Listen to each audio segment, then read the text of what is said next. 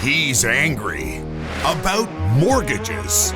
It's Angry Mortgage. He's swearing. He's cursing loud. He's old. He's opinionated. And he's been doing this so damn long. This program is about mortgages, and this is mortgage advice, but the advice may not apply to your situation. Contact licensed mortgage professionals for specific recommendations before you make decisions about mortgages. You may not agree with Ron, but if you don't, he thinks you're wrong. Oh, and did we say there is a lot of swearing? We're back. Angry Mortgage Special Edition is on the air. It's my friend, Serra, who is the president of Westboro Mortgage Investment Corp. And we got a lot of stuff to cover. We've known Derek the whole 6 years he's been in the mortgage business, although he's theoretically been in the mortgage business for a long, long time, but in the broker space for 6 years. And we got a lot to cover. But Derek, why don't you start off by telling us, how did you get started in this whole trip to the top? Tell us about how it got going.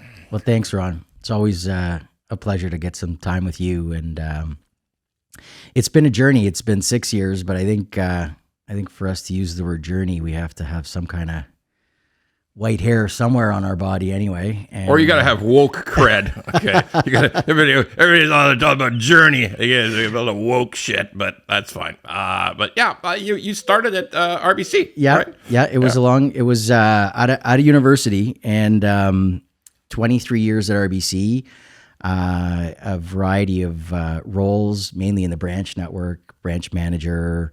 I oversaw a group of mortgage specialists and a sales manager job. And that's when I really kind of fell in love with the mortgage world and the mortgage industry, and was lucky to have the opportunity through the bank to kind of grow in that role. And from there, went back to the branch network for a while, and eventually was the VP for mortgage specialists in the Toronto area.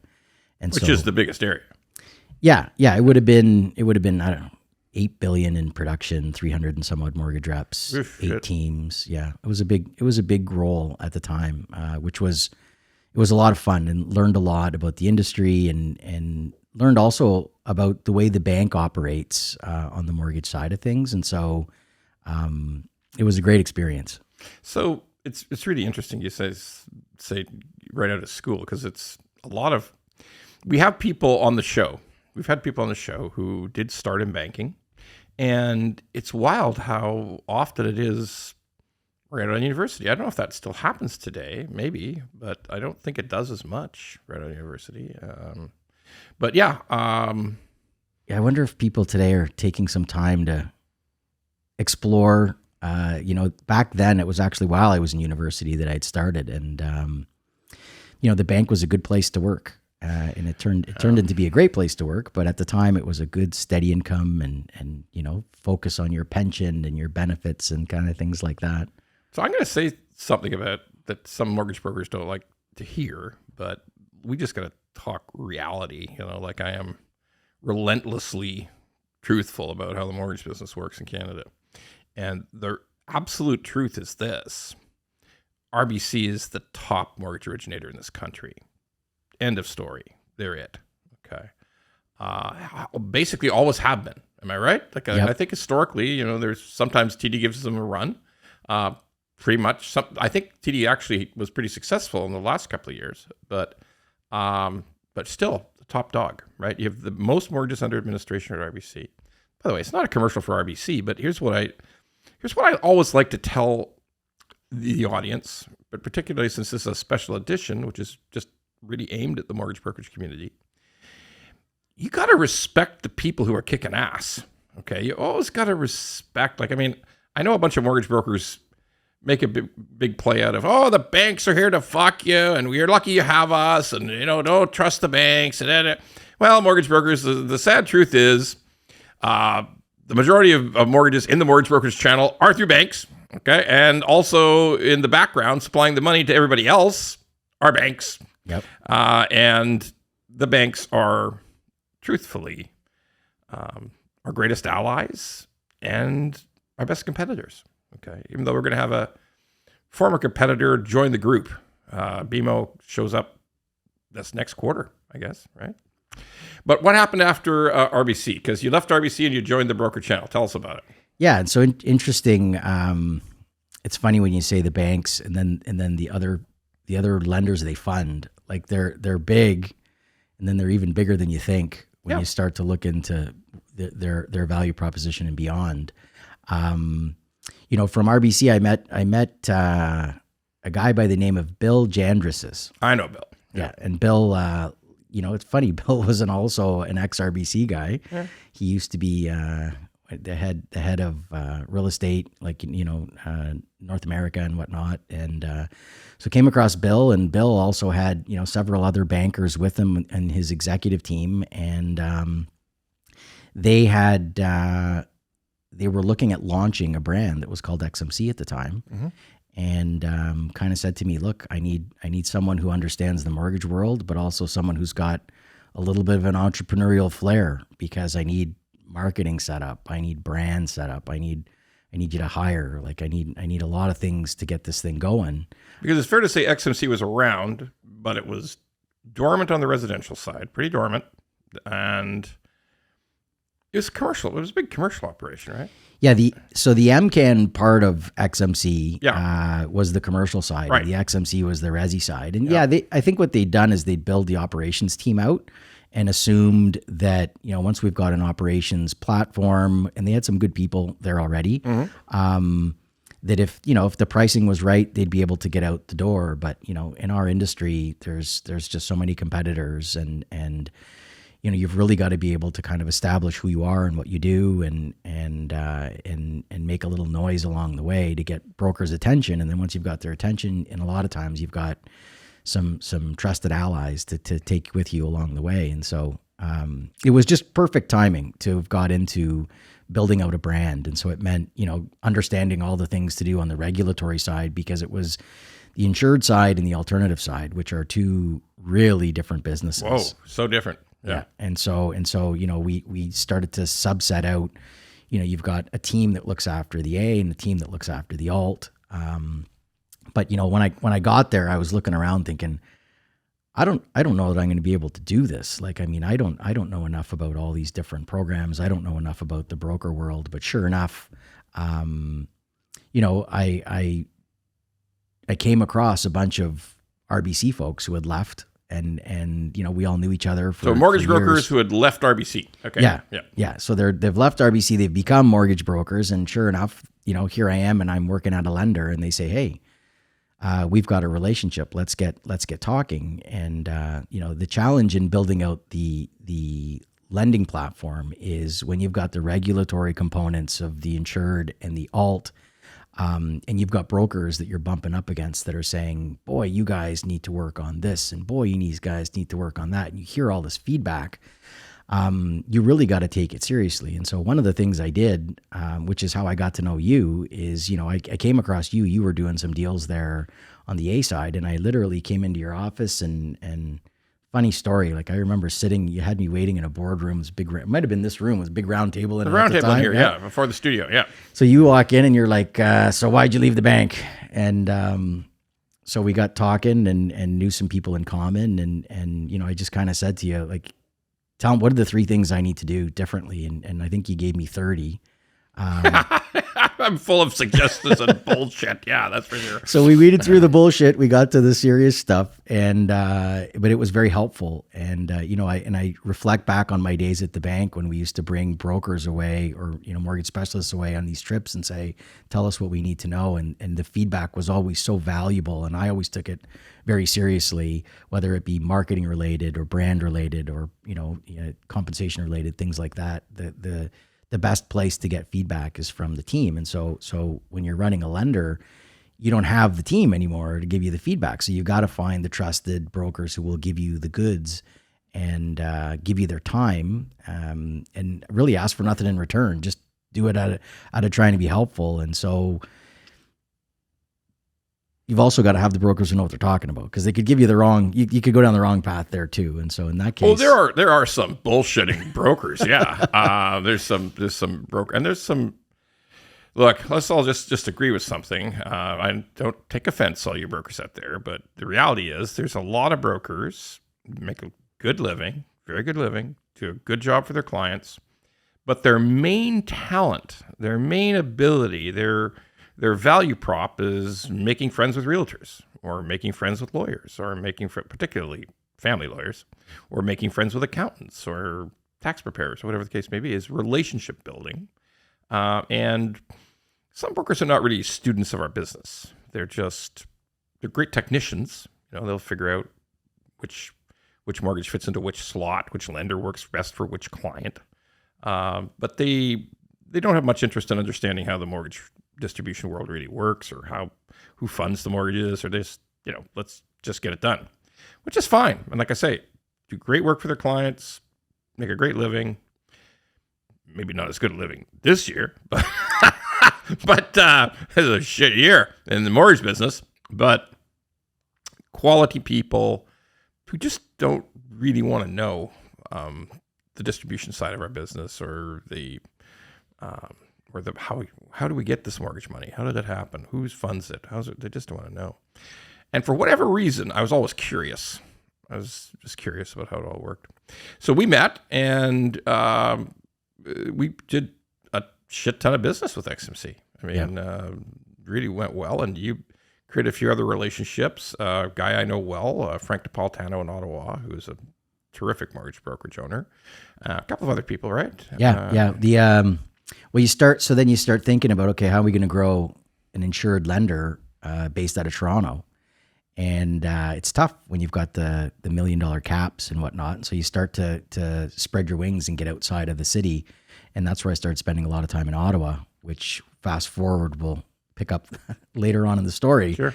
But the Ottawa market was great. And when you start to kind of get to know the inner workings of some of the big brokers, there's a lot of respect, I think, among many of the bigger producing brokers, and the doors start to open and the conversations start to happen, and the helpfulness starts to pour in. And so long as you're open to listening to it, able to digest what's possible, put timelines, because everyone's kind of like, okay, that was great, I gave you my time, now when is this going to be fixed? And put reasonable timelines around what can be accomplished. And you have a team behind you, ownership, board, support, that will listen along the way, along the journey. You can make meaningful change in a short period, and then as the volume starts to come in, the business starts to make sense, and all of a sudden it's like, wow, we were doing 40 million, and now we're doing 300 million, and now we're on track to do over $1 billion in a matter of 18 months. It's pretty amazing. And the next thing you know, you're the number one year-over-year lender in the year, and all of a sudden now more people are asking, what how did you get here and what did you do? And it just really started with some really basic foundational conversations that can help to build a brand and sustain a brand well beyond, people can turn over, things can change. And so long as the foundation is there, the business can continue on. So that's a couple of great, interesting points you raised. You did come to meet with brokers asking questions, asking to know, how's this going to work? What's it going to take? How do I have to differentiate myself? Like legitimate, intelligent questions. And then you went back and tried to figure out a way to do it as much as possible, because in any corporation, you can't do every goddamn thing. It's impossible. I mean, and sometimes brokers ask for things that are impossible. So, but you came asking questions, and I'll tell you, in my time in the mortgage brokerage business, there's only been actually a handful of new people showed up. People who got good jobs like you, like a big job, important job, in a shot to sort of build or rebuild a business, a lending business, a mortgage lending business, who actually went out and asked questions. Like there's a bunch of guys and gals who just said, well, I think I know how it works. Let's put my program in place. Didn't always work. Sometimes it did. But there's only a handful, maybe less than a handful, who actually went out, talked to the brokers, did the very best they could to institute what the brokers suggested, and I'll tell you, of those 3 or 4 people, I've had fucking incredible results. Okay, just the same as your results, incredible results. Because, at the end, business can be simple. Don't get me wrong. It's hard.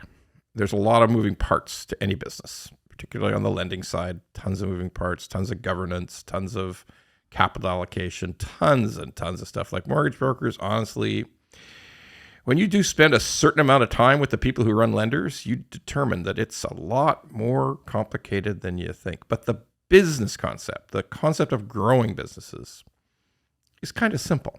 But the implementation is a bitch. But you implemented all the thing. You got the thing rolling out big. Yeah, I mean, it took a village. It took adding in some key people that we hired from other lenders. I think that's another part of it. Like when you're growing, you need to bring in people who are experienced. And so, once you've got it up and running, and the smaller lenders are not necessarily the easiest training grounds for newbies. And so, the bigger lenders where they have teams and team leads and whatnot, it's a little bit of an easier place for underwriters or fulfillment folks or otherwise to cut their teeth. But when you're in a smaller place, it's really just about execution. There's a little bit of the rest of it. And then as it grows, obviously you can add some of those other key ingredients in. But yeah, it is, I definitely would say it is more complicated than it seems. There are other moving parts, in particular on the regulatory side alone, that you just have to understand, and I always love when people say, it's common sense lending. Yeah. Yes and no. I think the common sense lending is always what the intention is, but in particular on the alt side, there are very specific reasons why, when you've got different, buckets of ability to have risk, that you can only go to say 65% loan to value and 67% loan to value. While it might seem like it's not a big deal, it takes you outside of a box that's been drawn. Regulatory. It's regulatory. It's governance. And so the common sense approach would say, oh, you're going to give me 65%. Why not 67? Come on. What's the difference? But there is a difference when it comes to allocating the resources you've been given to lend out. And so that alternative side is a very different kind of conversation. Very different. Very different. So again, you're helping people though. I think on the A side, it's very, the rate becomes so important, and the rate and the compensation and the buy down, and it can be commoditized. It can. That alternative side is really about, understanding how to lend, having the support of a good program behind you, and having the support of brokers who want to be helpful on that alternative side. So, Derek, is it fair to say that in your time at XMC, that eventually you were just too fucking successful? Is that fair? You don't have to go into all the details, but I think I summarize it. You were too fucking successful at that place. You're too kind. I mean, I don't know if anyone's ever said this to you before, but you're too kind here today, Ron. I could become a mean motherfucker. Okay, yeah. You know, I'm very capable. I am very, very capable of that. Okay, but I always try to express things in a simple way that's truthful, and you were just too successul at that company. I would say we had a hell of a run. And I would say that we brought together, BDMs who had BDM for other companies. And so they had relationships with brokers. They knew how to get quick yeses and quick nos out the door. They knew which doors to knock on. And we had a really experienced VP of operations who, he maybe needed a little nudge, but once he got going, we got going. And the one thing I always believe in life is, and it's always just having been play sports, interested in sports, is momentum. Like you can't build momentum, you can't sustain momentum, but when you've got momentum, boy, it's a fun time to be part of a team or part of a company. And I think the worry is always that they assume momentum will last forever. And I'm always one who gets up every day and is grateful for the time when you've got the momentum, because like we all know, momentum eventually does die away. And so, that and shit happens. Yeah. And so, but the opportunity to have worked there was incredible. I got to know the industry, and the timing couldn't have been better. And it led me to Ottawa, which we talked about before. And I got to see the Ottawa market. I got really involved with many of the brokers that are in Ottawa. And Ottawa was always a market at the bank that it tended to be the place where bankers left sooner than other regions. I don't know why, but the Ottawa market was always tough for the bank. Like it seemed like the top dogs at RBC and TD and other places all went to the broker channel sooner. So, when you get out to that market, you've got seasoned brokers around. And so, as a bank, it might be tough. As a lender, it's great because they are the ones who are really kind of running the market on the market. Tell you how I always looked at Ottawa, and because the same thing you just brought up that I noticed since day one in Ottawa. Very, very strong brokerage community, mortgage brokerage community in Ottawa, very successful, very present in the market. And here's my own little pet theory about it. Like in the GTA, all the bank CEOs are here. So and the executives are here. Like all the sales executives are here. The marketing executives are here. All of the executives are here. And I think their position is, I'll be fucked if I look bad in my own town. I'm going to have a dominant, powerful sales force in Toronto, and we're going to make sure that we look good there. And of course, they got so many branches here too. But you're right. Ottawa, always a prominent mortgage brokerage town. Always has been. And it also, before this last run up in 2021 in prices, Ottawa always had rational pricing. You could, a lender who was stuck with $1 million cap could always do a ton of business there. Yep. Tons and tons. Okay. And it's a great market. It still is. But all good things come to an end, and then you weren't at MCAN anymore. Oh, by the way, I'll quickly add, Derek helped to recruit some of the folks at MCAN. We still do a lot of business with MCAN today. We love MCAN at Butler Mortgage. And a couple of people, Elizabeth Kishimoto, who is the underwriting boss there, terrific person. Great lady. Really good. And Avish Buck, who's I think he's the president of a very high senior executive there on the residential side. And Avish has just done a terrific job and does a lot of great things to keep MCAN going as a growing concern. So you helped recruit those people. Yeah, when I came across Elizabeth, she was, I think, in IT or something, and Avish joined, having worked. I think he was at First Nat. He was at First Nat. Yeah. And you meet Avish, and right away, like, this guy's like, he's incredibly intelligent, has a great way about him, and he's going to be able to balance all of the things that are going to come at you in that role, whether it be, regulatory, the board, staff, brokers, and he's just got a great way about him. And I'm so proud of what they've continued to maintain at that organization. And I think that they will continue to grow with Avish's leadership and others there that will continue to keep that ship going and then some. And so it's been a pleasure to kind of watch it grow after I left. And then Westboro. So Ottawa led me to Westboro, and Westboro's, Westboro is it's an area within Ottawa. And so if you, it's like a neighborhood. It's like a neighborhood. Gotcha. So if you think of, like, if anybody you'd have to be willing to do some big mortgages. But if you ever opened a mortgage company and called it Rosedale, Rosedale Mortgage, yeah. You Rosedale, better be committed to doing big mortgages. You're right. We don't do mortgages over $1 million. Well, I don't know if you should be calling yourself Rosedale then. Yeah. So Westboro is a pocket within Ottawa. It's a MIC that's been around since 2004. It was originally built by an accountant and a mortgage gentleman, and the two of them got together and raised some capital and started to deploy the capital.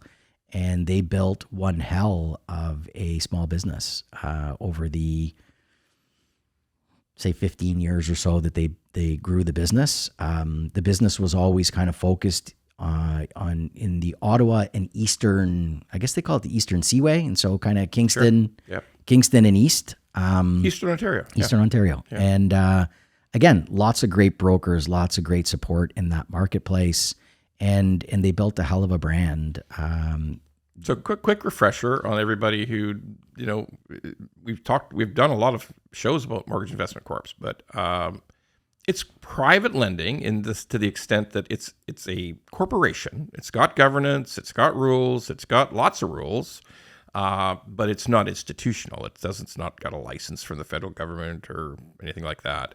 Has to obey a prospectus, but it's an operation where investors bring money with the expectation of a solid return, and it's lent out in mortgages for people or businesses who are outside the spectrum of bank lending.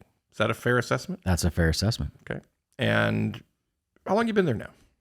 Almost 3 years. 3 years. And I know these numbers, but tell us the numbers at Westboro. Tell us about the growth and the assets under management. Believe it or not, that's what you call a loan in the mortgage business. That's an asset. Assets under management, return to shareholder, return to the investors, and delinquency, because those are the key things in any lending business, right? Yeah. So tell us those numbers. What's happened over the last 3 years? And any investor is really those are the key questions any investor is asking about as well. And so, I was lucky to come across Westboro in my travels in Ottawa, and so got talking with them, and I felt really kind of blessed to be able to maintain my career, having made all these great relationships in Ottawa.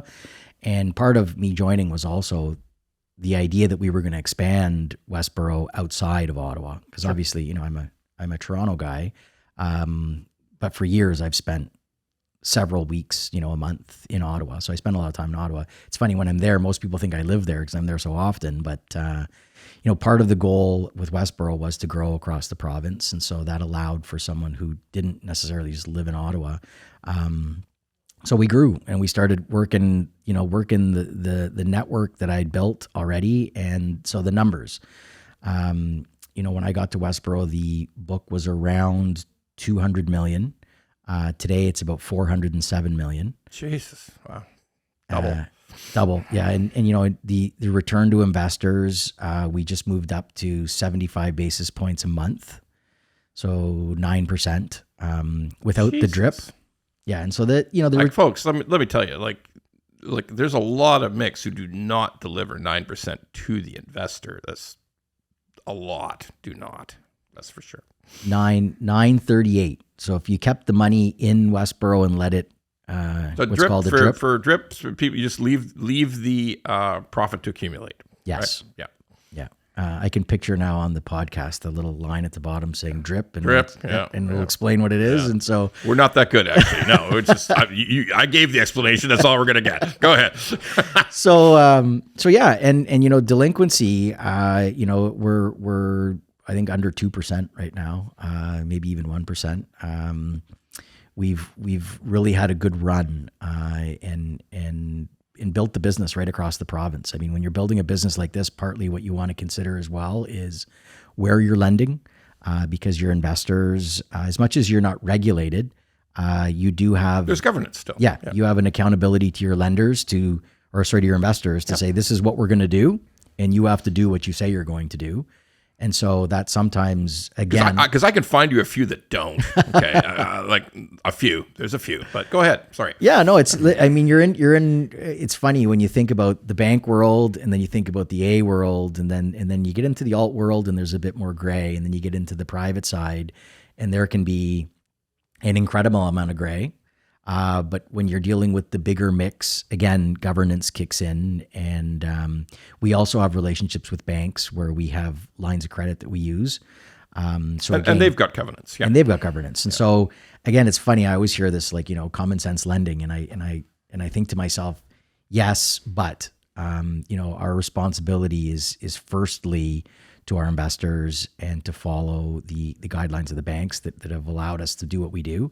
And we take those really seriously. And so we follow that along. But you can find, there's a lot of business out there. And if you find the brokers that will work with you in the business that makes sense, and you say yes to the business that fits and no to the business that doesn't, you can wind up really growing a nice practice. So I'll tell you, for the listeners,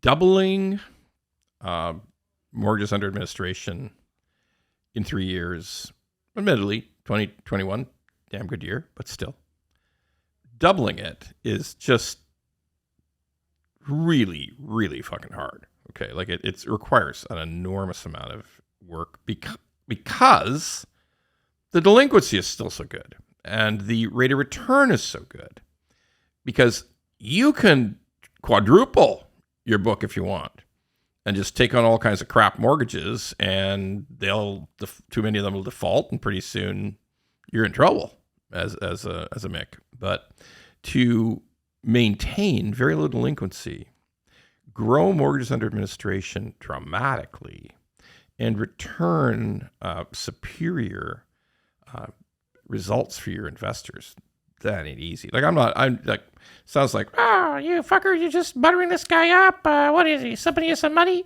No, he isn't sending me any money. Facts are facts. There is, you publish financial results. Yep. Okay. Because remember, folks, this is a company. This isn't just a bunch of guys in a card room. Okay. This is a real thing. So they publish results. It's known to everybody. And these are tremendous results. And like, quick question. So what's the turnover on the book like? Like, how often does the book turn over? Yeah, and that's a great question, because that speaks to the amount of volume you need to do to actually grow and have it stay. And so, I guess ultimately the goal in providing solutions to clients in private lending are quick ins and outs. And so you want to see the book turnover. When we have months where we're net neutral, and so we might write 30 million in mortgages and have 30 million pay out, that's not a bad month, because it speaks to the fact that there's health in the book, that it will churn. So, you've got to write a lot of new mortgages to be able to grow the book the way we have. Absolutely. The other part of that is that we have seen an increase in renewals. I would say that ultimately when people kind of look at the private mortgage solution as an option for their client, it's almost kind of like days gone by where they say, within 6 months we can fix this, or within 12 months we can fix that. Things don't tend to fix themselves that quickly. I would also say, just, post-COVID or during COVID, that when you're building a house, like we do quite a bit of construction mortgage, what used to take a year now takes 14 months, 15 months. And so people are hanging around a little longer, which is okay, because the solution allows for that. We're not punitive when it comes to renewal. We're not punitive on the exit. And those are important things to talk about when we talk about the private lending space, which we can talk about a little bit more. But, you're not just looking at the rate and saying, this is the best rate for my client. You've always got to kind of look at the solution and look at the total cost of borrowing, which will include the exit, which may include a renewal. I always kind of say most clients don't anticipate having the need for a private mortgage. And so I don't think you can definitively pick when you're going to be in, and you can definitively pick when you're going to get out. There's absolutely nobody who woke up in the morning and said, you know what, I need a private mortgage. Like, literally nobody alive in North America has ever said that. That's for goddamn sure. Great points. Like, we should break it down, because we're some of our audience is very experienced mortgage people, and some are not. So let's talk about it. So private lending doesn't work at the bank, doesn't work at an alternative lender, which is also institutional. They're banks. They just run under a little bit different set of guidelines. And the reason that it doesn't work is always just a couple of things, right? In your case, maybe a third thing, but a couple of things. It's hard to prove income. I mean, that's probably the biggest growth issue to do. It's what we got today. I'm starting to make the case more and more that banks have become super select. Like, the deals you could do at Royal, when you think back to your Royal mortgage days, you got some high net worth individuals and some, good down payment. You didn't always have to ask a lot of questions about income, right? Exactly. Like a big swap and down payment, and a good customer of the bank, and tons of assets in the bank. You didn't have to ask a lot of questions about income at the bank. No, he's a good customer. He's got a couple million over here and with us, and he's putting half down. So let's give him a mortgage somehow. We're going to find a way. Those days are kind of much diminished. The old days. Much diminished, the olden days. So income, inability to prove income, or temporary job change or whatever the case may be, or somebody whose income, people might not know this, but you should know banks don't actually recognize continuous capital gains income as real income, right? Like you could be a stock trader who's making $1 million a year or trading stock, and as far as the bank's concerned, you're unemployed, can't use capital gains. Yep. Right? Exactly. So all kinds of different scenarios like that. So the reality is that income drives a lot of people toward income verification or fitting the box on income as far as an institutional lender is concerned, both A banks and B banks. I'm not allowed to say B anymore. Alternative lending. If you can't fit that box, you're out. It's as simple as that. I mean, you can try as hard as you can, but if you don't fit, you're out. And private becomes a necessity for those people. Also, some cases of damaged credit, but I'm suspecting right now damaged credit is less and less of a big mixed portfolio. Is that correct?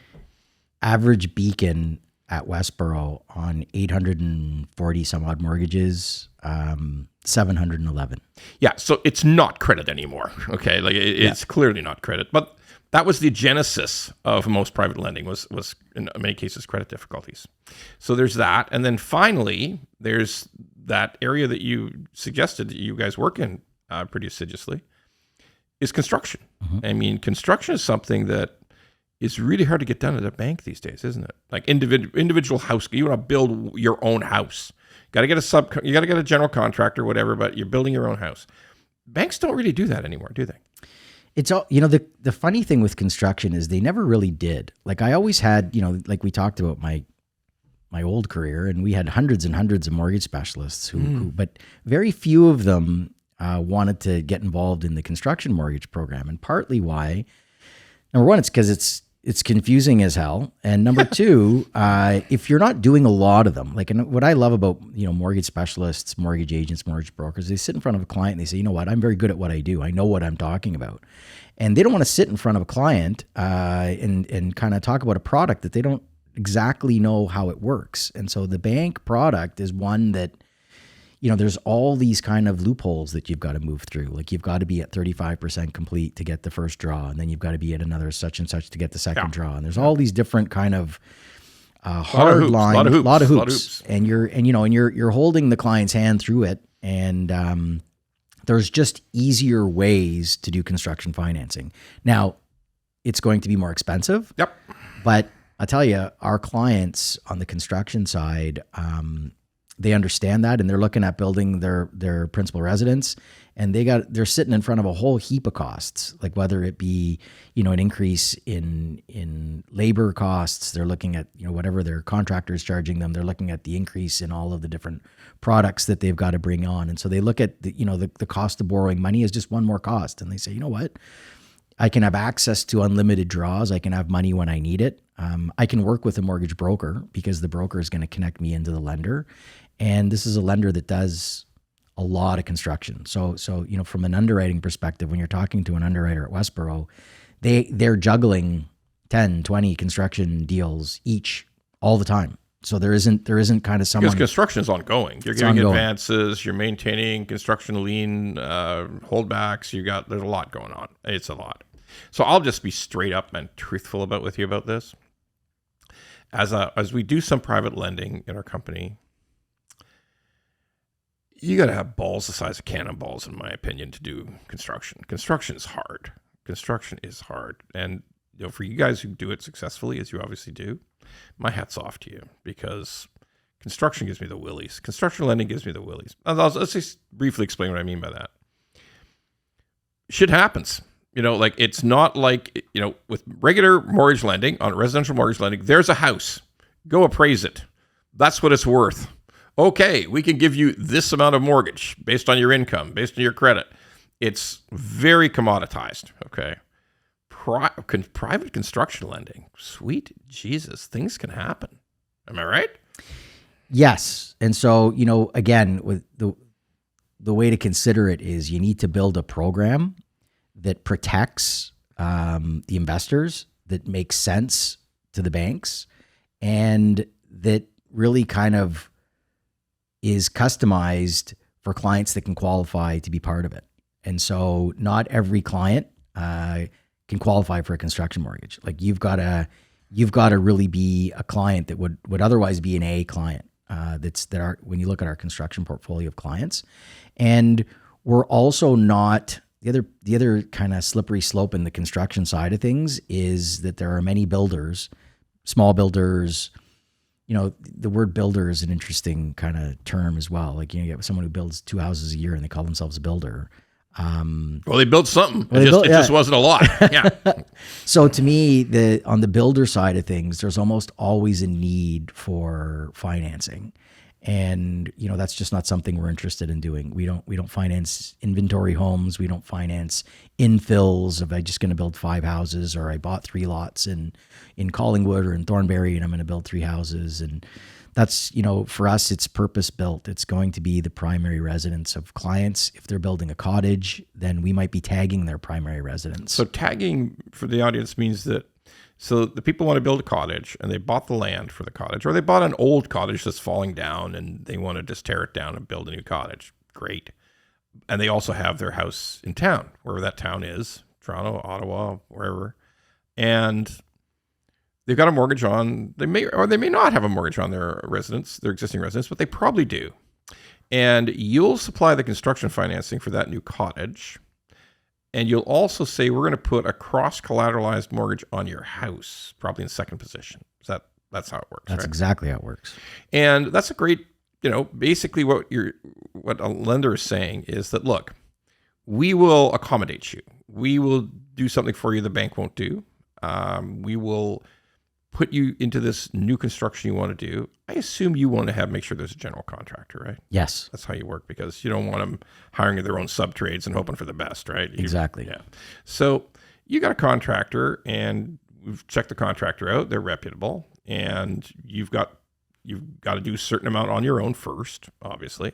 But after that, we can accommodate you. Like if the budget runs over and we see that the appraisal still makes sense, we can, because that's what you do, folks. You do an appraisal to say, this is what it's worth today, which is just the old cottage and the land. And this is what it's worth when it's finished. It's as is, as if, okay?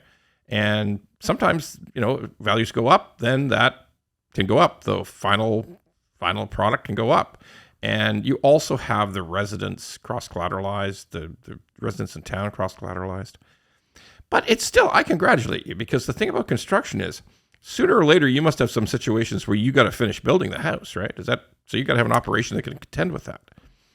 I mean, hasn't happened yet. Hasn't happened yet. Well, that's good selection then. That's good underwriting. So I think in part it is the selection of the files, the selection of the clients, and the other thing that makes it a little different for us is we do look for documentation. Like I know that in the private lending space, there are, competitors who will say, I want an appraisal and I want the client to sign like an attestation form. And that's what I'm going to lend on based on those two components alone.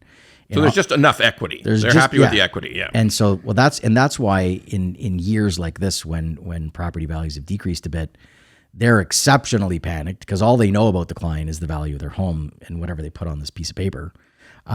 With us, we do look for more documentation. So as much as we're a private lender, we are looking for supporting documentation so that we know these clients can make the payments. You really want to understand the client. You want to more deeply understand the client. You still want to do the deal, but you're going to ask a lot of backup questions to really understand who you're dealing with. Are these people who got the wherewithal to finish?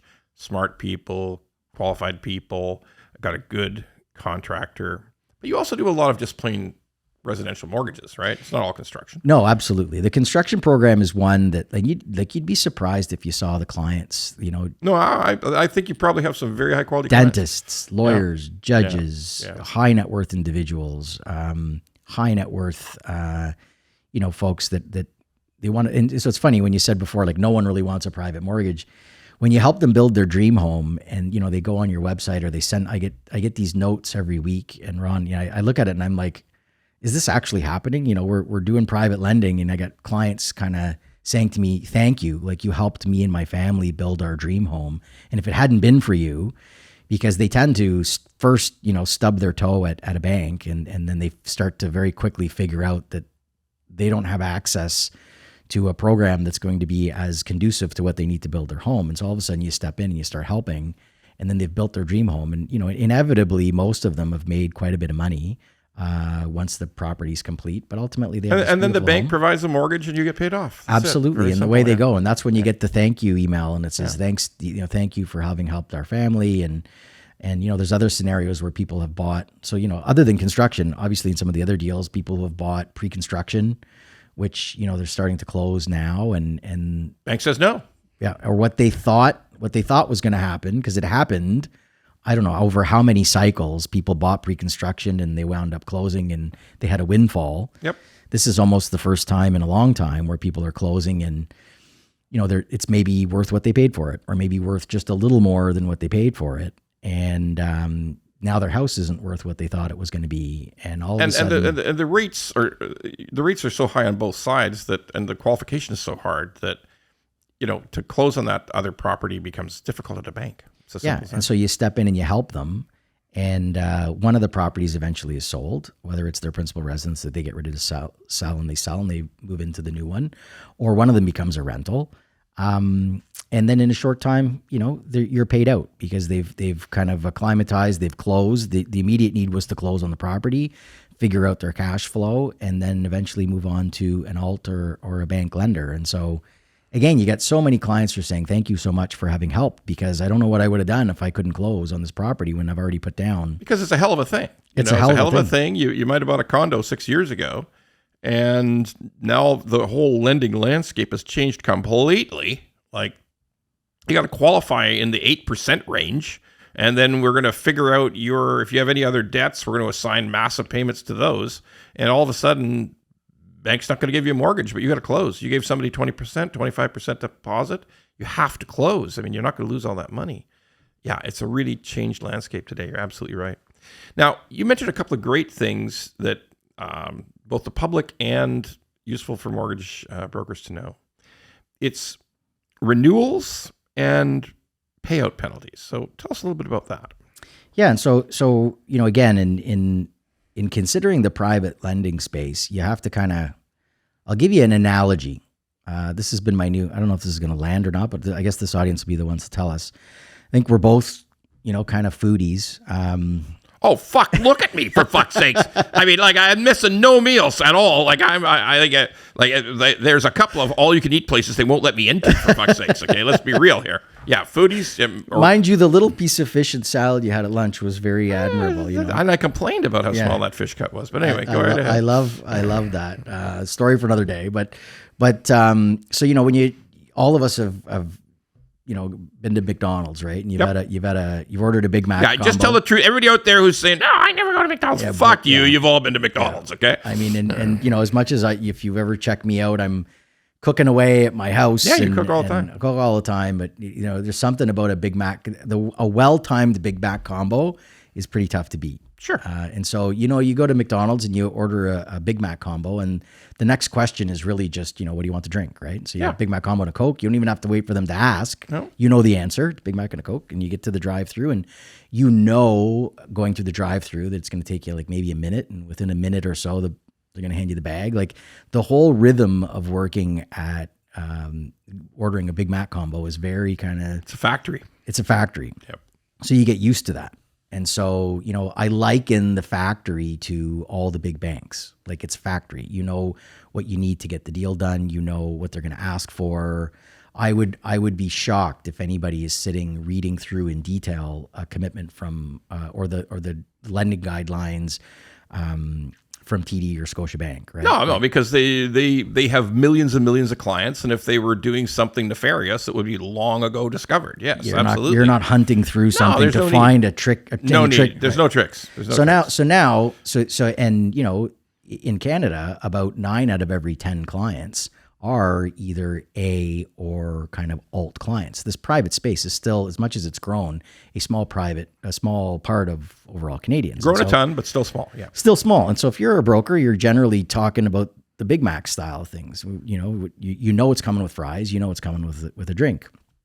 And then you'll go to the burger place that's not a chain, and you order a burger combo.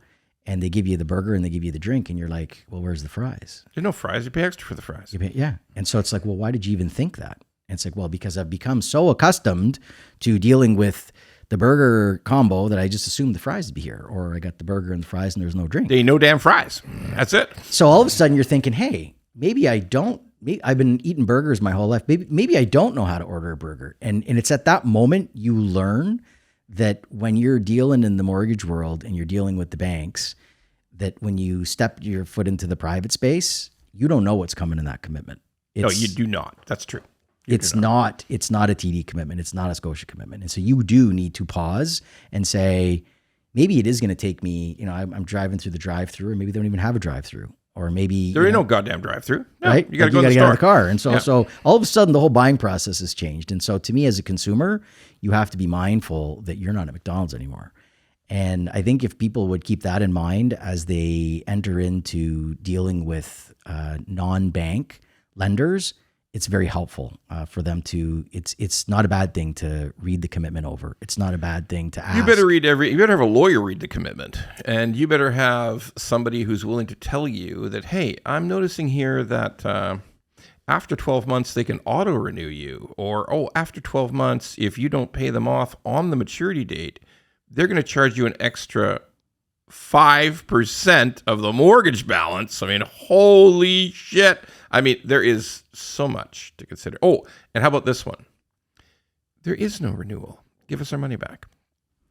There is no renewal. Give us our money back is one of the many things that, and again, our goal is not to necessarily get involved when a client has had a private mortgage to extend their private journey and take out another private. But the amount of things I've seen where people had no idea, and the broker as well had no idea what they were actually getting themselves involved in, is concerning. And it's there's even trickery in the language. So you and I would say, okay, well, it's a variable mortgage. So, when I say variable mortgage to you, Ron, what does that mean to you? That's tied to prime in some way. So when rates go up, your rate goes up. When rates go down, your rate goes down. That's it. So there are a couple of private lenders in Ontario who have a variable mortgage where if rates go up, your rate goes up. But if rates go down, your rate doesn't go down. That's fucked up. That is legitimately fucked up. Well, I mean, I think if there's language in the contract tied to prime, that's very deceptive. Let's face it. I haven't seen it, but I believe you. Yeah, and so I would say I'm sure that they cover themselves off in terms of what needs to be said there, but it's misleading in the idea that you said it was a burger combo and it came with fries, so you call it a burger combo. Where's my fries? Yeah, there is that the no renewal thing is very, very big because as you pointed out, because the banks become tougher on underwriting, the alternative lenders are tougher on underwriting. They have no choice, and because the rates are so high, and in this country, we have a stress test that adds 2% to everything in the mortgage business for institutional lenders. I mean, holy shit. I mean, people who qualified, 2 years ago when it was 3%, they don't qualify when it's 7.2 and you're qualifying at 9 and change. I mean, holy mackerel. And you could be stuck. So yeah, read your commitment, but more likely get a lawyer to read your commitment, like your own lawyer. Go out and find a lawyer, okay, and get them to read the commitment and tell you, hey, this could happen, that could happen, that could happen, that could happen. So, and here's an important thing for me to put out into the world: the people like Derek at Westboro, and there's others. We had Nick Cipriano on, we had Hallie on at FizCard. It's all honest. It's all straightforward. The renewals make sense. It's easy to read what it's going to cost you to renew. It's not ridiculous. There are renewals, at all those places. There are renewals. But sometimes there's not. And sometimes the MIC itself doesn't know there's a day that comes that can't renew because it ran out of money. That could happen too. So, yeah, know who you're dealing with. Check it out. Have they been around a long time? Did they just start 2 years ago? Have they been around for decades? Is the management group highly experienced? I mean, get on that website and there's always a leadership team on a MIC, right? I mean, there's always, you just look and see who are these people. They've been around for a while. oh, the whole thing only existed for 2 years. That might be a problem. I mean, I'm worried about that. So, although the private lending space has become a bigger part of operations in Canada, mortgage operations in Canada, still not huge. It's very, very diverse. It's very fragmented, and you got to be careful. I mean, there's not everybody's like Derek at Westboro or Nick at River Rock or Hallie at Fisgard. There's a lot of good people, and there's some people that I would never take a mortgage from.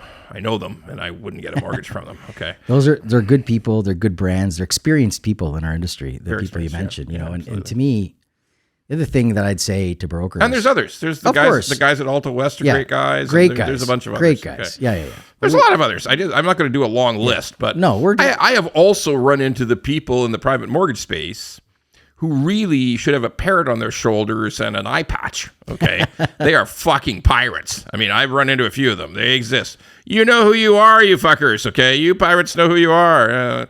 Bunch of guys saying that's not me. Maybe here, have a Crocker, Polly. And you know you know who you are. But yeah, brokers, be careful, and borrowers, be careful. I mean, know who you're dealing with. Think about it. It's important. Very important. I had always heard the analogy around, like, you know, if you do a good job with a first time home buyer, you have a client for life. And you know, I agree with that to a certain degree. In that, you know, that first time home buyer, they're just so focused on the rate and the pricing, and then ultimately, when you get them the rate and the pricing, a lot of times they just wind up shopping it and going back to the bank that they dealt with anyways or otherwise. Like, I am familiar. Yes, right. very familiar. So I think that you could do a great job with a first time home buyer. I also think that once you get a first time home buyer into a 5-year or 3-year fixed mortgage, like, you're probably not going to hear from them for No, typically you don't. quite a ways. Yeah. Whereas if you're dealing with a private client, you're almost definitively 9 or 10 months away from your next deal with that client, because you're hopefully going to be negotiating the exit. And so you're going to do the deal to bring them in. Say 10 months later or so, you're going to pull the bureau to start the process of the exit. And then maybe within 12 or 14 months, you've taken them out. And so as a mortgage broker, what I would say is, you know, obviously with all clients, it's really important to provide a really good customer experience. It's really important to consider yourself and your fiduciary responsibilities as advisors. But from a comp perspective as well, like, just, you know, brass tacks, right? Like, this is a client that is going to be leaving in 12 months, not in 60 months, in 12 months. Yep. So if you're not asking at the time in advance what happens in 12 months, they may not be calling you in 12 months when they all of a sudden get surprised elsewhere. Like, you know, when you're dealing with Westboro, it's 3 months interest. That's the penalty if you leave early. That's it. So the client can calculate the penalty if they want themselves, because it's not that hard to do that. Yeah, because guess what? It might be fully closed and it's interest to maturity, and holy shit, okay? Or if you want to break it, it's going to be interest to maturity plus a little bit. I mean, yeah, there's some wild ones out there. There's some wild ones. And I would just say, again, you know, familiarize yourself with the documents that your clients are signing. I've coined this phrase lately, you know, keep your friends close and your lenders closer. It's all true. It's all true. So for mortgage brokers out there, Westboro, Quality Group, I've named some others. And yeah, I know everybody's got their favorites in the private lending space. And I just got to say it, though, that we owe it to our customers to be careful who we recommend. We absolutely owe it to be careful, to know that we're recommending the right people, to know that things aren't going to go way wrong. And again, we get paid at the beginning. You know, we get paid to finalize the mortgage. And some attitude is that, oh, well, I got paid. Best wishes to everyone. But that ain't right. That's just not right. I mean, and it's unnecessary, because the pay will be the same placing it with a good, reliable, rational mortgage investment corp as it will with the others. Okay, the pay is the same. You're charging the same amount. So yeah, just do the right thing. Think hard. Do the right thing. Mortgage brokers, do the right goddamn thing. Okay, just do it. Derek, thank you so much. It's been a great pod. Really appreciate you coming by. And, you know, again, I'll come back to what I said before. Derek has really and truly had enormous success since he came. He had enormous success at the bank. He's had enormous success since he came to the mortgage space. And I chalk it up to a couple of things. You listen, you ask questions, you listen, and in every role that I've seen you take on, you think and act and perform like it's your own shop, like it's your money. Like you're worried about your lending, you're worried about your people, you're worried about the broker relationship. You have that ownership mentality. And I'll just say this, the top people that I know of in the mortgage brokerage space, they all have that same mentality. It's an ownership mentality. Like, I'm the owner. I take pride in this, and I'm going to do the absolute best that I can. I'm not just clocking in every day. So thank you for that, and thank you for your time today. Really appreciate it. What a pleasure, Ron. Thanks Nice to again. see you. Thank you.